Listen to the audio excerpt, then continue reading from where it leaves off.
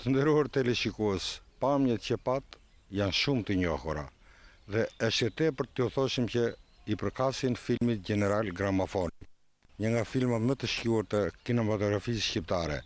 Dhe pikërisht ky moment që sapo pam së bashku na kujton një grevë të famshme, e cila u bë pasaj shkasë për ndërtimin e skenarit të madhit Vath Koreshi që u realizua aq bukur në këtë film mjaft popullor.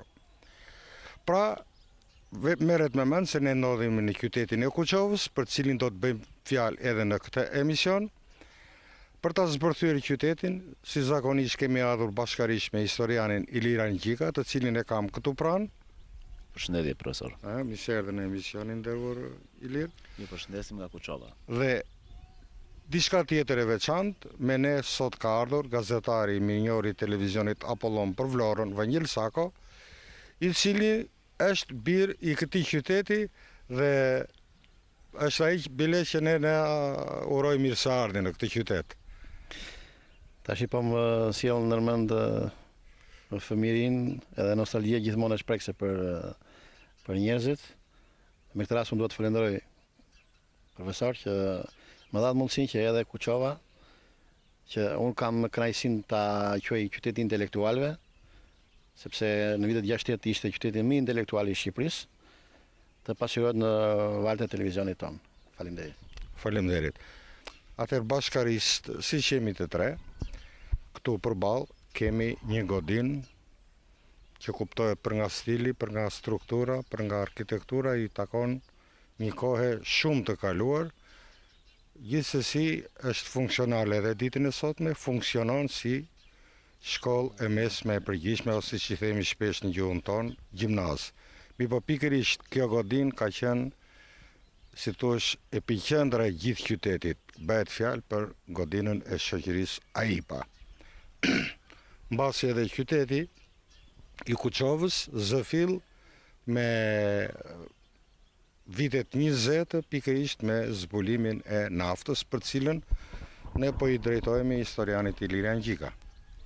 Vetë termi që përdoret nafta është një nëntem shumë e bukur dhe e rëndësishme e historisë së Shqipërisë, që fillon qysh nga viti 1925, kur jepen koncesionet e para të ndaj shoqërive të huaja të naftës në Shqipëri, të cilat merreshin me kërkimin e strukturave gjeologjike dhe më vonë mendonin dhe planifikonin se si mund t'i shfrytëzonin ato.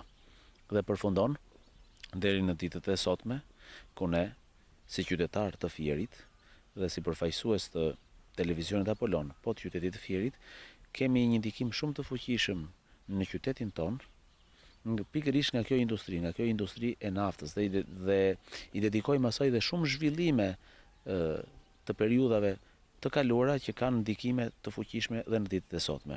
Por po shkëputem pikërisht nga kjo që thash së fundi, dhe po vi dhe po them diçka duke patur parasysh që edhe kamera jon po fokuson këtë ndërtesë.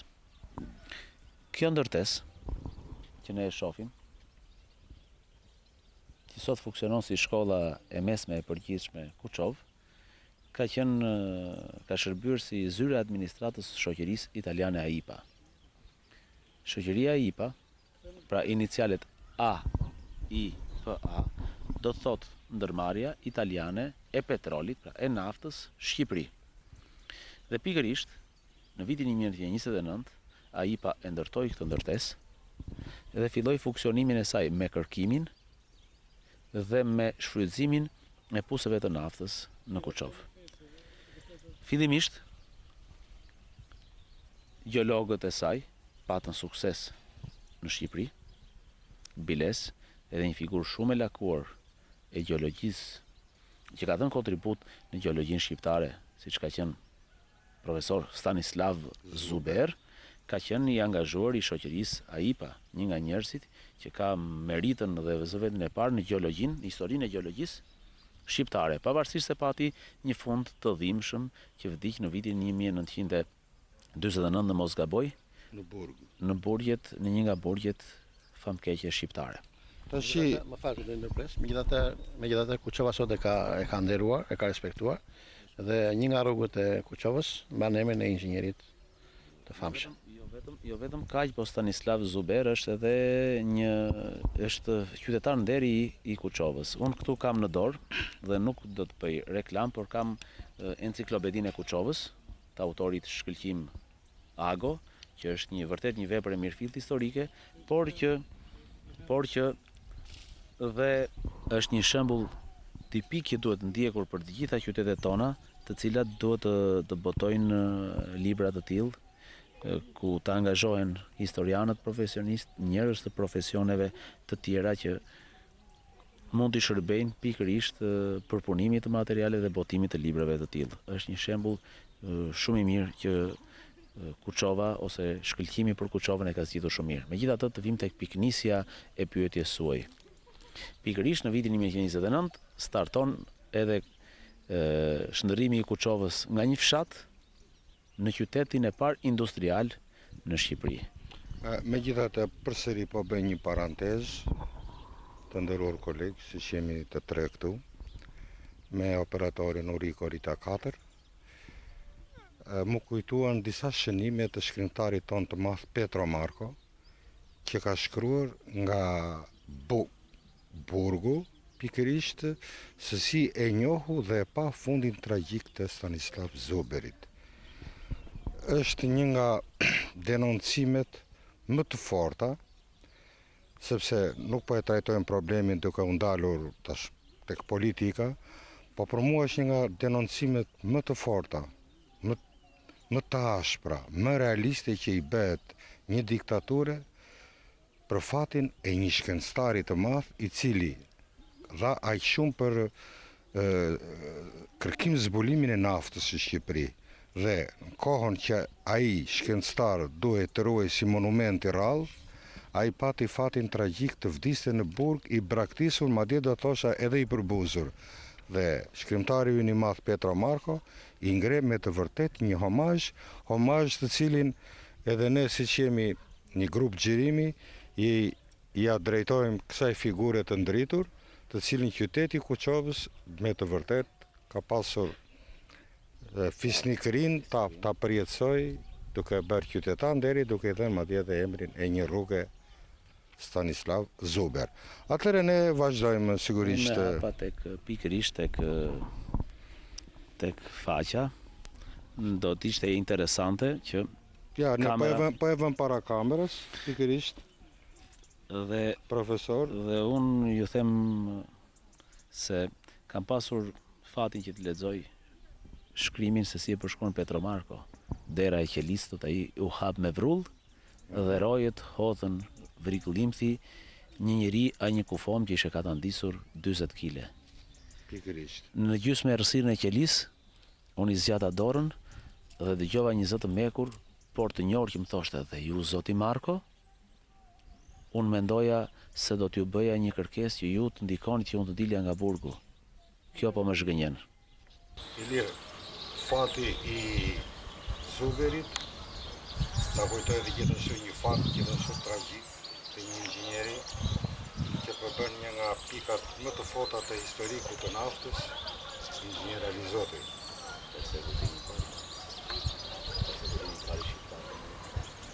Interesant është fakti sepse po që do në vitin e persekutimit të Zuberit, të gjithë ta shkencëtarë të mëdhenj u persekutuan dhe patën fatin tragjik, kanë ndërkohë kjo që do të bëjë një paralelizëm të cili do ndalen dhe më vonë, ku përpara pak kohësh ne folim për qytetin e Patosit dhe nuk lam pa thënë pikërisht edhe fatin tragjik të persekutimit që u bën gjatë periudhës komunizmit të lart, por nuk e kishin parasysh faktin të persekutimit dhe parafiguron në vitin 1928, po në Kuçovë. Riza Alizoti u dënua me varje në një nga sheshet e Kuçovës. Vangeli si qytetari i Kuçovës mund ta mbaj mend lidhjen e madhe në qendër qytetit. Po, dhe ka qenë unë nuk e kam mjetuar të kuptoj, se kam atë mosh, po nga bisedat me prindrit, nga bisedat me të afërt e mi, e kam përjetuar ti kuçavarët një dhimbje të tillë, sepse inxhinieri kishte krijuar një aspekt të tillë në qytet, në Kuçov, që kur erdhi momenti i lamtumirës, një lamtumire tragjike, la dhimbje në Kuçov. Ndërkohë paralelizmi dy që unë të bëja për Kuçovën është se Kuçova më ngjan çuditërisht me patosin, më duket si një vllaf i njëjtë i patosit. Ajo këtu do të pres, zoti Gjika, sepse pa dashur të jem nacionalist, Lokalist. nacionalist. Patosi është vëllai i vogël i Kuçovës, jo vëllezër Binjak. Kjo është e vërtet. Unë e përdor atë element për të intriguar pak sa ty, e për të parë që Patosi është vllai i vogël i Kuçovës, unë propozoj të ndikemi diçka më lart në kodrat e kurorës të Kuçovës për të bërë një prezantim të qytetit, të koordinatave gjeografike, të pozitës së gjeografike, por të plotësojmë edhe një element historik i cili mund të mbetur fakta dhe këtu nisë e Kuçovës është qendra e shoqërisë italiane. Unë do të shtoja historik dhe demografik. Atëherë këtu jemi në një nga pikat më të larta dominuese të qytetit të Kuçovës dhe do të vijojmë me një përshkrim të përgjithshëm se ç'përfaqëson ky qytet. Dhe për këtë po i drejtojmë shkurt. Profesor, këtu jemi në lagjen 11 shkurtit Kuçovës, në kodrat e spitalit. Jemi në një nga pikat më dominuese të këtij qyteti, të cili do t'ia servirim dhe teleshikuesve tanë. Unë ju thash pikërisht pak më parë duke ngacmuar Vangelin se Kuçova është vllai i madh i Patosit dhe kjo është e vërtet, sepse thot i edhësh një sy këtyre godinave që ne shohim këtu, dhe të cilat janë godinat që kanë ndërtuar dikur në fillim të viteve 1930 shoqëria italiane AIPA, ka një ngjashmëri të jashtëzakonshme me godinat e para që u ngritën për punonjësit e naftës në Patos. Atëherë, dalim pikërisht tek ideja që tha më parë dhe kolegu ynë Vangel Sako, që modeli i ndërtimit të Patosit u mor pikërisht në Kuçovë. Këtu shohim gjithsej 8 godina një katëshe, të ndërtuara në formën përdhese, si që quhen në gjuhën e popullit tipi i ndërtimit Elbasanas. Janë godinat e para të punëtorëve, ku vendosën punëtorët dhe familjet e tyre. Italianët patën parasysh që godinat i vendosin në kodër dhe që ato për to të krijoshin kushtet optimale të banimit.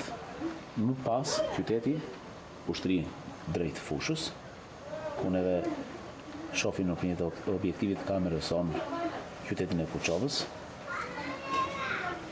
Në pjesën përballë kemi aeroportin, i cili ishi fshehur pas pemëve, sepse të tilla ishin kushtet, e krijonin kushtet e fshehjes së tij për arsye sepse ai ishte një aeroport i rëndësisë së veçantë, ishte aeroporti i parë ushtarak i Shqipërisë dhe ju kujtojmë të dashur teleshikues sepse Shqipëria ka pasur dhe ka disa aeroporte ku aeroportet funksionale janë ai Kuksit, po e nisim për duke marrë ekstremin më verior, ai Gjadrit në Lezhë, që është aeroport ushtarak, ai Farkës në Tiranë, që është po aeroport ushtarak, Rinasi, që i ka kryer të dy funksionet civil dhe ushtarak, dhe sot është aeroporti kryesor në Shqipëri, aeroporti i Cerrikut, aeroporti i Pishporos, i Vlorës, i Korçës dhe ai i Gjirokastrës. Të gjitha aeroporte në periudhën e viteve 1928-1944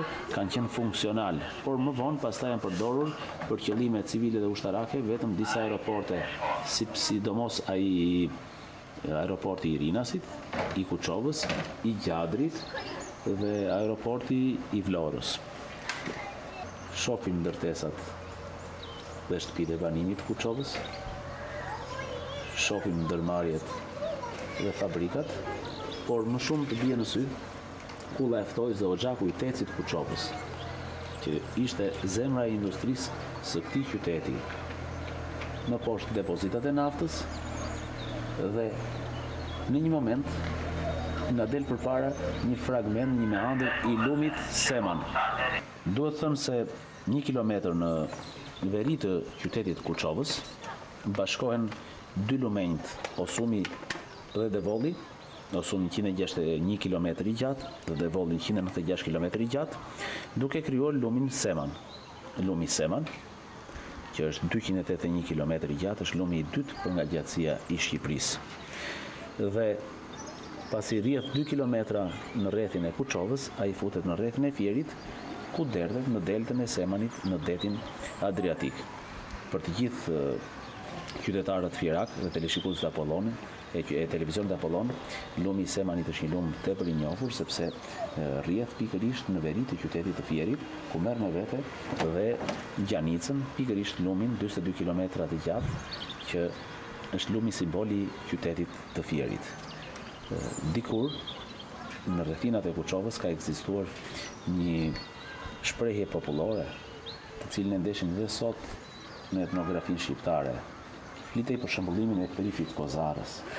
Kozara është një nga dy komunat e rrethit Kuçovës, pasi rrethi Kuçovës me sipërfaqe prej 54 km², për kuriozitetin e të gjithë teleshikuesve, duhet thënë që është rrethi me sipërfaqe më të vogël i Republikës së Shqipërisë, nga 36 rrethet që ajo ka, dhe si rreth përbëhet nga komuna e Perondis, nga komuna e Kozarës dhe nga bashkia e Kuçovës. Por meqense kamera na paraqet pamjen nga qyteti i Kuçovës, më themi se pikërisht ky rreth ndodhet midis lumenjve Devoll dhe Osum dhe është shkëputur vetëm në vitin 1992 nga rrethi Beratit, sepse më parë ka qenë pjesë përbërëse e këtij rrethi. Kuçova ka një popullsi prej 30.000 banorësh dhe ka këto koordinata gjeografike: 40 gradë 46 minuta e 5 sekonda gjatësi gjeografike jugore, 40 gradë 53 minuta 41 sekonda gjatësi gjeografike veriore dhe 19 gradë 49 minuta 32 sekonda gjerësi gjeografike perëndimore, si dhe 19 gradë 58 minuta dhe 32 sekonda gjatësi gjeografike lindore. Kuçova, si rreth, kufizohet me rrethet e Lushnjës, të Elbasanit dhe të Beratit. Ka një klimë mesdhetare fushore, si pjesë e ulësirës perëndimore që është, e veçantë është se në Kuçovë është regjistruar dhe ekstremi i temperaturës më të lartë në Republikën e Shqipërisë. Dhe pikërisht ajo është regjistruar në 18 korrik të vitit 1973 dhe kapi shifrën prej 43.9 gradësh. Mund të themi se Kuçova ndodhet në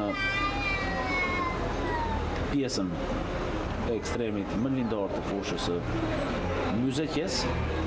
Interesant është se Kuçova ka një relief ku mbi zotron ai fushor dhe ngjitet në Kodër, pikërisht këtu ku jemi ne, aty ku ka nisur dikur ndërtimi i saj. Interesante është se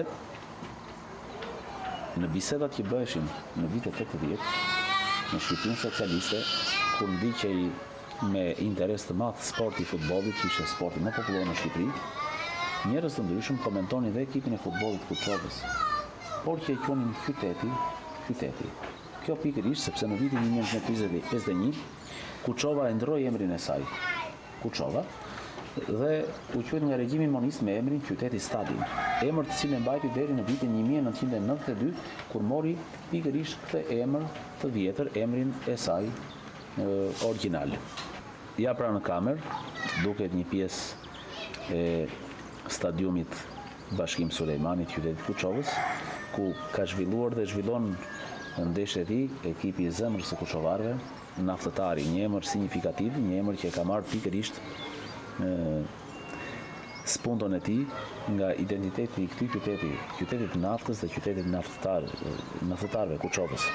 Por mund të përmendim edhe një fakt, sepse në këtë stadium filloi tronditja e parë që u bë, tronditja e parë serioze ndaj regjimit komunist, demokracia nisi në Kuçovë. Të gjithë e mbajnë mend atë vit, vitin 1988, kur u ndesh skuadra e Dinamos, skuadër e dikurshme e qytetit Tiranës, nga skuadrat më prestigjioze të futbollit shqiptar, por atëherë bënte pjesë si skuadër e Ministrisë së Brendshme dhe nuk mund të dilte dot Dinamo në kategorinë e dytë, Dinamo e madhe. Dhe për këtë u deshi ajo të bënte një ndeshje play-offi me Naftëtarin e Kuçovës dhe të ndëshkojë Naftëtari.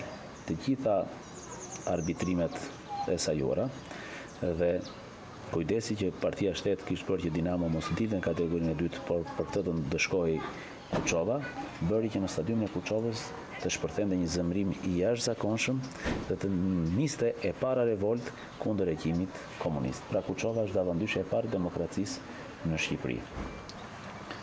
Dhe është interesante se mund të bëjmë dhe një paralelizëm këtu. Kuçova e vitit 1935, Kuçova që zhvilloi të parën grevë industriale në Shqipëri, Kuçova që protestoi kundër shoqërisë AIPA, dhe që ne e ndeshim tek filmi i jashtëzakonshëm, filmi shumë i bukur, General Gramafon. Pikërisht Kuçova u bë dhe promotor i përleshjeve të para për të përmbysur regjimin monist. Ishte një revolt popullore, një revolt spontane, një revolt që nisi nga sporti, po një revolt e drejtë. Megjithëse unë po bëj një ndërhyrje fare të vogël, Ilir, i zhvën për masë e jashtëzakonshme 11 shkurtit, asaj greve, sepse është përfituar edhe nga honi, vendosja e pushtetit komunist, regjimit që ne tashmë e njohim, dhe ishte si një çudi që punëtorët ishin ngritur në një grevë, kur sot, për shembull, në shoqërinë e sotme demokratike është krejt normale paralajmërimi për një grevë, për një protestë, për një demonstrat. Edhe ju dha për masat e një ngritje kulmi historik, do thosha. Ne respektojmë atë ngjarje historike, por për atë lloj shoqërie ishte natyrshme që të ngriheshe në grevë ndaj padrejtësive, ndaj për pagën, për vendin e punës etj. etj. Unë do të dëshiroja të ngacmoja paksa sepse marr parasysh faktin që ju jeni marrë për një kohë të gjatë me artin dramatik. Dhe përpara një jave, kur në qytetin tonë Fierit kemi festuar bashkarisht me miq intelektual nga gjithë Shqipëria, me artist, pikërisht të 50 vjetorin e stradës Fierit, po. Pash në atë sallë shumë aktor të shquar të skenës dhe kinematografisë shqiptare. Por ngacmimi im i sotëm është ky, duke dalë paksa nga tema. Kuçova është përdorur dhe si lëndë e parë për kinematografinë shqiptare, tu janë zhvilluar dhe filma të tjerë. Kujtoj Gjurmë në kaltërsi, që flet për një ngjarje të zhvilluar dikur në aeroportin ushtarak, kam parasysh që në rol kryesor luan Xherdet Ferri, Reshat Arbana, një rol episodik dhe humorist i nishquar Zev Deda, që krijon një situatë shoqërore komike, por të pranueshme të shoqërisë mirë midis pilotëve. Dhe një film shumë i bukur, një film që dhe sot, pasi ka kaluar shumë kohë dhe pasi ai është xhiruar edhe sipas soc artit, të krijon nostalgji dhe të krijon një ndjenjë respekti, sepse Kuçova nuk ka qenë vetëm qyteti i naftarëve, por Kuçova ka qenë dhe qyteti i pilotëve.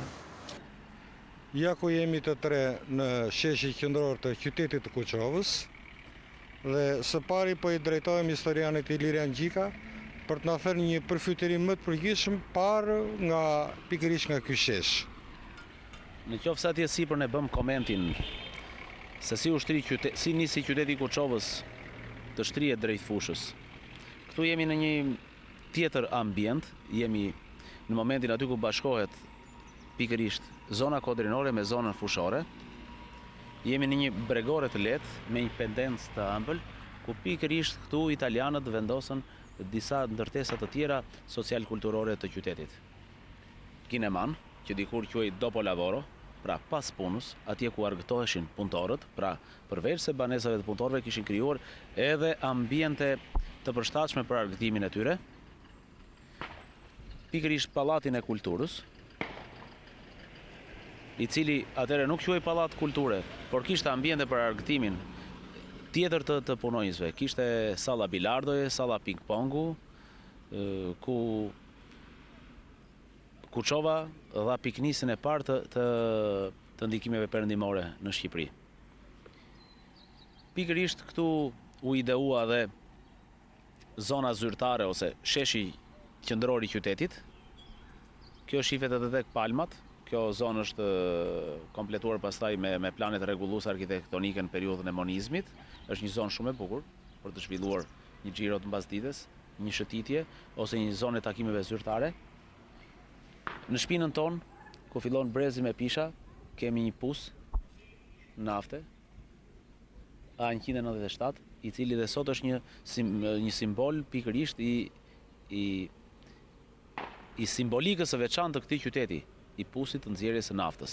Dhe në krahun tjetër kemi ndërtesën që administron këtë qytet, bashkinë. Në fakt Ilirian ti bëre një prezantim të pjesëm të kinemas, po unë kam dëshirë profesor Magu të ndalemi pak te kinemaja. Pse? Jo vetëm për nostalgjinë time, po edhe për një fakt që kinemaja e qytetit Kuçovës është ndërtuar në vitin 1934 nga italianët. Është një ndërtesë e vogël në dukje, po kapaciteti i saj është për 400 vendesh. Dhe nuk ka vetëm sallën e shfaqjeve për 400 vendesh, po ka dhe gjithë aksesorët e tjerë të domosdoshëm për një kinema apo për një sallë shfaqje. Ka dhomën e garderobave, ka dhomën e operatorit, ka shumë ambiente të tjera shkëlqyese. Një nga të veçantat e kësaj kinemaje është fakti që ajo që në ndërtimin e saj është bërë në një ambient, në një funksion ajrimi nga lart. Sistem që funksionon edhe sot. Po unë pa dashur të kaloj në mburje, pa dashur të bëhem si Beluli fjerit tuaj. Dua të them që diku në këtë kinema që ju shikoni sot, që ka pak njerëz, jepeshin deri në 5 seansa filmi në ditë dhe ishte vështirë të gjej bilet. Duhet kishe mik te biletashitësi për të gjetur bilet, sepse ju thash pak shkarazi që para, tash po evidentoj që Kuçova dikur e quajtur me të drejtë qyteti intelektualëve, sepse përveç në periudhën e zhvillimit të qytetit, këtu kanë jetuar në vitet 30 intelektualet italianë që erdhën për të nxjerrë naftën. Në vitet 50-60 kanë qenë të gjithë intelektualet e Europës lindore, sovjetikët, gjermano-lindorët, çekët. Më pasaj që u ngrit edhe aeroporti, erdhi ajka e ushtrisë, po them unë. Dhe të gjithë këta kanë jetuar në këtë qytet dhe kanë ndjekur jetën kulturore shumë. Këtu ka qenë administrata qendrore e industrisë së naftës, që është kombinati naftës, më vonë quhet drejtoria e përgjithshme e naftës, e cila më vonë u zhvendos në Patos.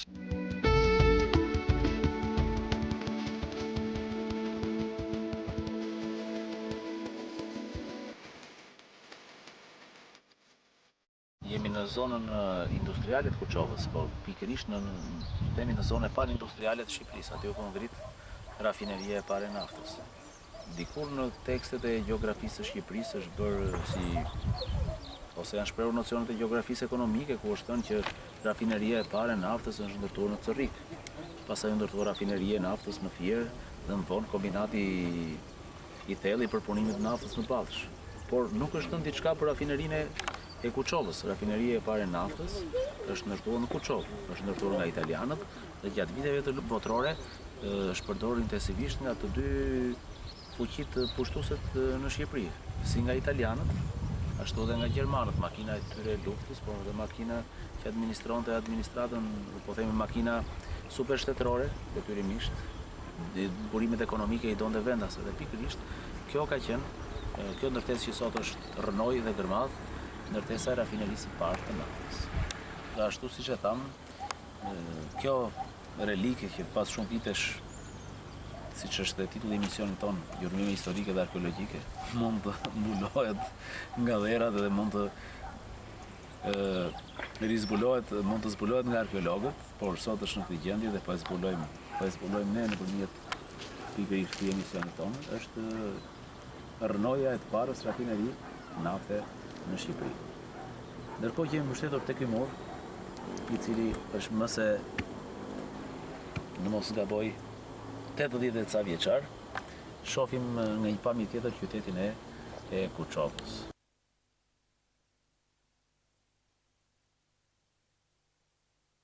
këtë rrugë dikur kanë kaluar me mira kamion dhe makina të tonazheve të ndryshme. Autobote, makina me agregate të industrisë së naftës dhe dëgjoj dhe zhurmën e motorit të një traktori. Sikur të jetë në atë kohë. Interesant është se në bisedë me Vangelin, Vangeli shpjegoi diçka interesante. Kur ju i bët pyetjen përse gjithë këto kërnime, çfarë kanë dashur të kërkojnë, dhe ai tha që kjo rafineri ka prodhuar dhe në produkte të bitumit. Sigurisht shumë rrugë të Shqipërisë janë shtruar me bitumin që ka prodhuar kjo rafineri nafte. Jo vetëm rrugët e Shqipërisë, Ilirian, po tu mbusheshin fuqit me atë që quhet në gjuhën e popullit ser, dhe transportoheshin për në Durrës, ku i prisnin maunet e mëdha, ku i prisnin tragetet e mëdha, dhe i shpënojnë në gjithë vend të botës.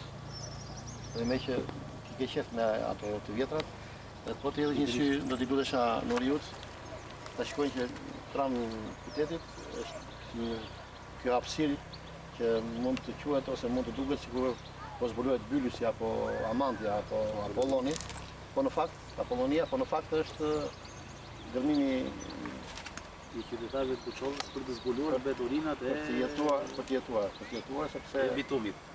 Sepse mase nuk është në vendi, po Kuçova aktualisht jeton në një situatë të vështirë, dobët ekonomike. Megjithatë pamjet që ne shikojmë këtu nuk na japin në lloj detyrimi që ne të vemi me në një objekt tjetër të dikurshëm, mbasi po këto do të shohim nga një si thua. Po, kështu që e përgjithësuar do thotë që ja, këtu kemi këto rrënojat, po nuk dim se çfarë përfitimi kanë pasur diku. Këtu prapa kemi një dy gjak, janë një dy pulla pas më përtej, të gjitha janë gjë tjetër veç relike të një kohës të shkuar, të një epoke ekonomike që perëndoi. Edhe këtu që këto nuk i shtojnë në gjë emisionit për të ditur apo jo. Megjithatë Kuçova po mbijeton. Ne pam një enciklopedi të Kuçovës që krahas njerëzve dhe vlerave që krijohen një kohë e shkuar, Kuçova po arrin dhe po krijon vlera dhe njerëz që po mbijetojnë dhe në këtë periudhë. Mua po, pikërisht, aty ku përmendëm më parë dy nga inxhinierët e famshëm, Alizotin dhe Zuberin, mos harrojmë se fjalori enciklopedik i Kuçovës, për cilin e bën fjalë dhe prezantuam, madje do thosha punën e shkëlqyer të autorit, Shkëlqimago, enciklopedia e Kuçovës. Po, aty përmenden edhe mjaft nga intelektual të shquar të njohur në plan kombëtar. Për shembull, ne kemi bërë fjalë Ilirian kur kemi qenë lartë mbi patos për Petra Gjaskën, për Enrico Veizin. Por do të shtonim Milton Gjikopulli, Koçoplaku, Enrico Veizi, Ramiz Xhabia, janë disa nga emrat më të shquar të historikut të naftës. Që punën e nisën në Kuçovë.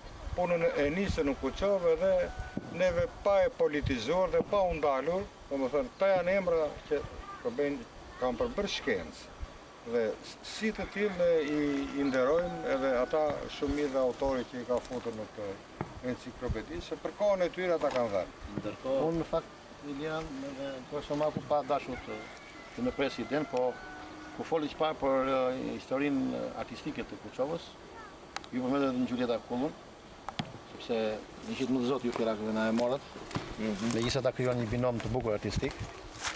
Po unë do thosha që në Kuçovë ka zanafillën e vetë edhe tenori më i madh shqiptar, nga Qeçako. Ai ka jetuar në Kuçovë me gjithë të jemën për shumë e shumë vite, përpara se të merrte famën si tenor. Ka edhe plot artistë të tjerë të shquar, ka qenë kompozitori Zef Leka, një njohur. Bile do t'i lutesh Noriut për ta aktualizuar pak ajo godina atje. Është godina e Milvës që e quajmë ne Kuçovarët. Atje është prodhuar për të parën herë ilaçi i rrobave në Shqipëri. Dhe sot ajo është pronë e këngëtares me një njohur Greta Koçi, sepse prindërit e saj kanë privatizuar dhe kanë pronë të tyre. Me që erdhi emri një artiste e këngëtare, unë po shtoj se Kuçova ka pasur një talent të jashtëzakonshëm, e ka lindur Shpëtim Gina, i cili ka vdekur në një moshë jashtëzakonisht të re. Në mos gabojmë 20 e pak vjet, 23 ose 26, nuk jam i sigurt, por që me këtë moshë të re, ai arriti të shkruante skenar, filmash dhe të paktën 5 drama. 5 drama që besoj se do mbeten në historinë dramaturgjike të Shqipërisë, sepse kanë pasur nivel të kënaqshëm artistik. Nëse do të na dëgjonte ndonjë nga pushtetarët e këtij qytetit të kaq tradita, jo vetëm në punëtori, jo vetëm në inteligjencë, por dhe në arte, le të përkujdeset për t'ia botuar veprën që ky djalosh, i cili vdiq në mënyrë tragjike, të parakohshme, t'i përmbledhin veprën dhe t'ia botoj, sepse janë edhe një emblem për qytetin e Kuçovës. Ndërsa unë profesor do doja që dhe në emrin tuaj të Vangelit, të televizionit Apollon, t'ju kërkojmë ndjes të gjithë atyre kuçovarëve të diasporës po e quajmë, të cilët banojnë në Fier, në Vlorë, në Lushnjë, në Berat, në Tiranë, dhe që të gjithë atyre ish qytetarëve të këtij qyteti që na ndjekin nëpërmjet televizionit tonë, që të na falin ndonjë pasaktësi të vogël, ndonjë harres që kemi bërë për vlerat dhe njerëzit e këtij qyteti. Po, sepse të flisje për biografinë artistike të një qyteti, do të flisje për valltarët, këngëtarët, instrumentistët, aktorët. Folëm për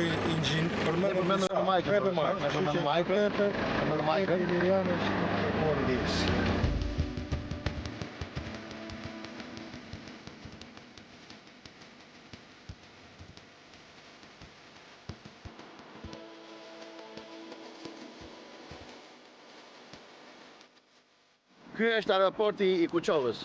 Me zanafill në vitin 1939, kjo bazë ka qenë një nga më të fuqishmet e ushtrisë shqiptare. Këtu kanë shërbyer pilotët më të mirë shqiptarë. Për më gjëra do flasim më vonë. Pamjet përmbyllëse të këtij telereportazhi i përkasin aerodromit të Kuçovës. Aerodromi i Kuçovës, ose baza aerore, si quhet sot, i ka fillesat e ndërtimit rreth viteve 34-35 nga italianët. Avioni i parë aty shullu në vitin 1939. Ky aerodrom ka qenë mbetet vetëm aerodrom ushtarak. Pas lirimit, ai ka qenë më i madh i vendit, me pistë rreth 30 m2 dhe me rrugë lidhëse 20 m2.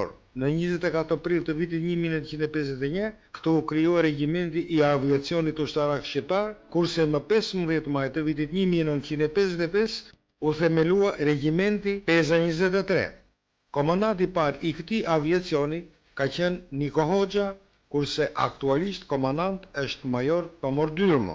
Ndër aviatorët e parë të këtij janë Babaçe Faiku, Fari Bubi, Masaraga, Vasil Trusha, Refat Kasimati e Vasil Andoni. Mirë po ky regjiment ka dhe dëshmorët e vet, Azbi Serani, Veis Kovaçi, Stiliano Tanku, Hakis Kuqi, Duri Molla e Eduard Kostadima, të gjithë të rënë në krye të detyrës. Aerodromi i Kuçovës ka edhe një prapavi të fuqishme, uzinën e aviacionit që bën të mundur riparimin e çdo defekti. Ai vazhdon të mbetet një nga shtyllat më të forta të ushtrisë aktuale shqiptare. E tani, për të patur një përfiturim më të qartë për këtë aerodrom, le të sjellim disa momente nga një bisedë që ka zhvilluar në studio televizioni Apollon me dy nga pionerët e këtij aviacioni, tashmë ushtarak aviator në lirim. Në karrierën e tij si pilot demonstroi devotshmëri, dëshirë për të fluturuar dhe nëpërmjet këtyre sigurisht merrte edhe kënaqësinë e tij. Biles pati edhe momente të këtilla ku për arsye të ndryshme që dihen të asaj kohe, por që nuk mund të lidhet puna e pilotave poshtë, që deshin ta pengonin. Ishte këmbgulja e tij, i sajuan një version mjekësor për të nxjerrë të paaft. Do të arrijmë gradualisht, atëherë përfitoj nga rasti t'ju uroj gjithë mirat, nëse erdhet në televizionin tonë. Faleminderit. Jeni njerëz të nderuar, keni kryer një detyrë të shenjtë ndaj atëut dhe asgjë e mirë nuk harrohet për gjurmët që keni lënë.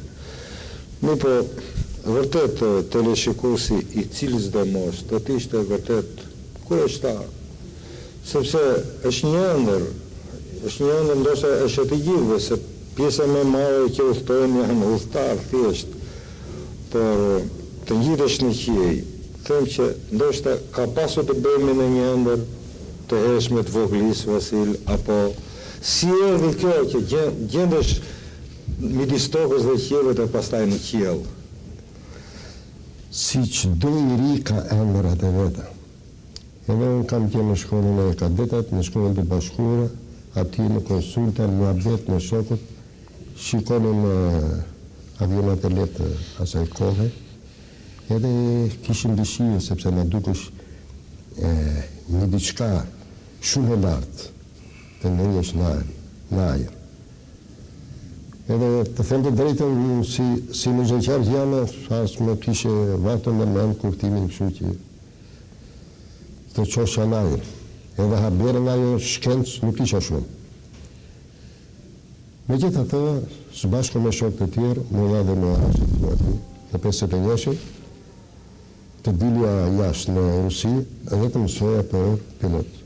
E letë nuk ishte, sepse është shkencë në vete, pavarësisht nga vështirësitë që ka, por ato janë të përballueshme kur vetë njeriu ka vullneti për të arritur qëllimin.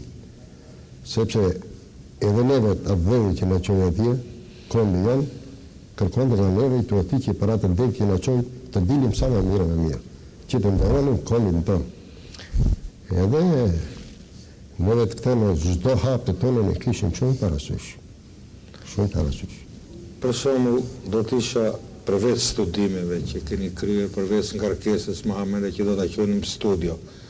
Ka qenë një çast kur ju u ngjitët për herë të parë në qiell. A mund na riprodhoni diçka nga kujtesa për këtë çast kështu? Unë përpara kësaj disa bëj një klauzul të ati kur jemi ngritur për herë të parë në një avion transporti që do hidheshim me parashut. Ishte të bërë, unë të bërë në firë, nuk e kësha parë. Në thëmë, ishte një të bërë cila blinde brana gjusë mërë shkryesh. Apo ja? Po, të bërë firë. Kur që atë të bërë ishe në masë në këtimi këshu. Edhe kur shikoj poshtë, në dukeshin shpit, palatët, si një kuti shkrepse. Edhe i thëmë kolegu ti, njëri të ati të ndërruar dhe të respektuar amit në një ultimatum. E kisha për banë, e i thëmë, Vale, që na duesh buka gëllin dhe gjë që mërë të nisën, në kuptimin e shumë. E i tha, shiko si e verdhe. Më tha, mo, shiko verdhe dhe këdhanë. Në kuptimin për të të koraj njëri tjetë. Sepse, frika, mos të thotë kush doj, frika ekziston të njeriu. Pavarësisht nga lufta që bëhet, kush do për i dominoj. Qartë, një frikë instinktive. Instinkti, pa diskutim. Jashtë ndërgjegjes njeriut, pjesa e ndërgjegjes e vullnetit e vullnetit e bën që atë të mposhin atë frikë. Dhe metodën komanda i të ati që për të hedhën, u hedhën pa hezitim, të gjashtë shokët ishim të grupit të ati dhe kur u ha parashytët gjitha, ishe një gëzimi pa përshkuar duke i thirrur njëri tjetër, se për herë të parë. Kurse, kur dulem në avionat jak 11, isha në fillim fare, do më thënë me tipat me e ligë, aty pa diskutim, kërë ngritin për para dhe gjërat të duke diçka i të ati e pa besueshme. Do më thënë dje një kremari, një gëzim të madh, sepse dole vetëm e komandoi urti avionin me, nuk ishe me instruktor, po ishe vetë zoti i ajrit. Ky ishte materiali ynë i përgatitur për qytetin e Kuçovës. Ndoshta e vërteta është shumë gjëra na ngelën pa thënë, po ku i dihet, ndoshta edhe vim për herë të dytë në këtë qytet. Kaq mundim të thoshim për këtë radhë.